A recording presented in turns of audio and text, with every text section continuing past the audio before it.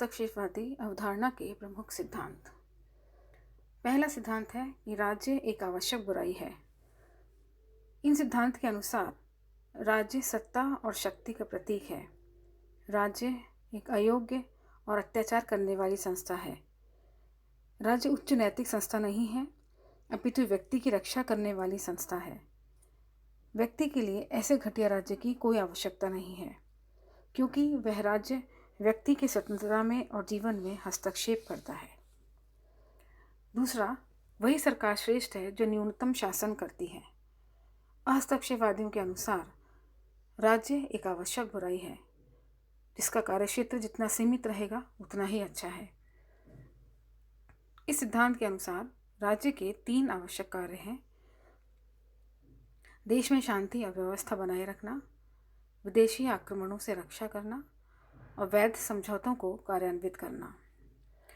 Freeman के अनुसार वही सरकार सबसे अच्छी होती है जो कम से कम शासन करती है और व्यक्ति को वो कार्य करने देती है जो वो करना चाहता है। तीसरा है कि व्यक्ति साध्य है और राज्य साधन है। हस्तक्षेपवादियों के अनुसार राज्य का अस्तित्व व्यक्ति की सेवा करना है। राज्य व्यक्ति के लिए है, न कि व्यक्ति राज्य के लिए।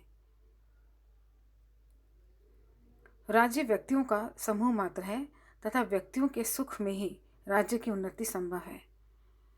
नेक्स्ट है व्यक्तियों को पूर्ण स्वतंत्रता। इस सिद्धांत के अनुसार व्यक्ति को अधिकतम स्वतंत्रता प्रदान की जानी चाहिए। हस्तक्षेपवादी लेजर-फेयर अर्थात चीज़ों को अपने हाल पर छोड़ दो के सिद्धांत में विश्वास करते हैं।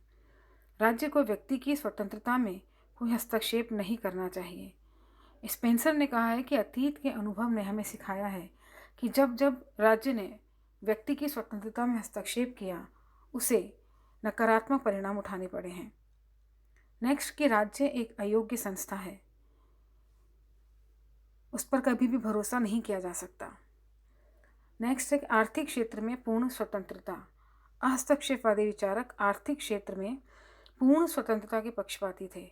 उनका ही कहना था कि व्यक्ति अपना भला बुरा खुद सोच सकता है, राज्य को इसमें इंटरफेरेंस करने की आवश्यकता नहीं है। उनके अनुसार मुक्त प्रतिस्पर्धा से मांग और पूर्ति के नियम में अपने आप सुधार हो जाएगा और उनकी कीमतें भी कम हो जाएंगी।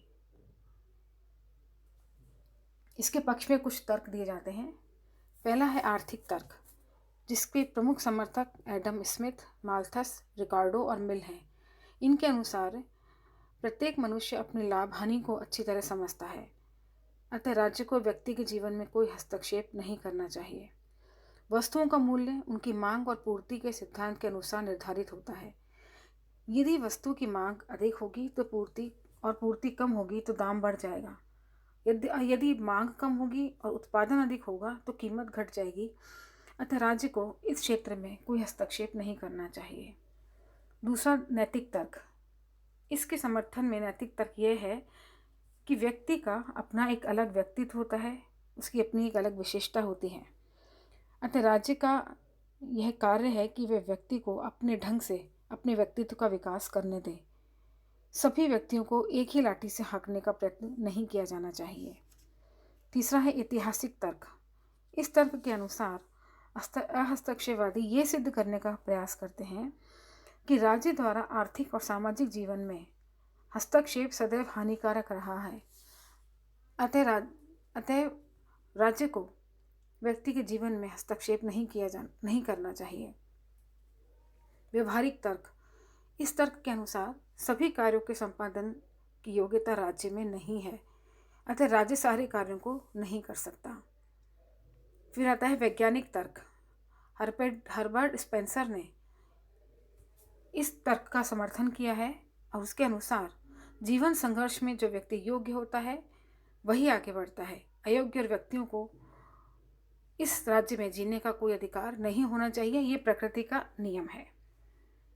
अब इसकी की जाती है आलोचना। इस आलोचना के अनुसार पहला मत दिया जाता है कि व्यक्ति सदैव अपने हित का सर्वोत्तम निर्णायक नहीं होता। दूसरा, राज्य हमेशा से कल्याणकारी संस्था रही है, वह सभी व्यक्तियों के विकास का कार्य करती है। तीसरा, कि राज्य स्वतंत्रता जो है परस्पर विरोधी नहीं है, ये एक दूसरे को आगे बढ़ने का मौका देते हैं। अतः यह विचार को नहीं माना जा सकता कि राज्य स्वतंत्रता में बाधक है। फिर आता है कि स्वतंत्रता नकारात्मक न होकर सकारात्मक होती है। यदि व्यक्ति को आप छूट दोगे तो वह अपना विकास स्वयं कर सकता है। समाज और राज्य की उपेक्षापूर्ण धारणा है। व्यक्तिवादी विचारक राज्य को व्यक्तियों का केवल मात्र योग मानते हैं और व्यक्ति का स्वतंत्र अस्तित्व मानते हैं, पर यथार्थ में व्यक्ति समाज पर ही निर्भर होता है। प्राणी शास्त्र की दोषपूर्ण धारणा। इस धारणा के अनुसार मनुष्य पशु न होकर मानवीय दायित्वों और नैतिक कर्तव्यों को समझने वाला प्राणी है। अतः यह उसका धर्म और कर्तव्य है कि वह निर्बल और असहायों की सेवा करे।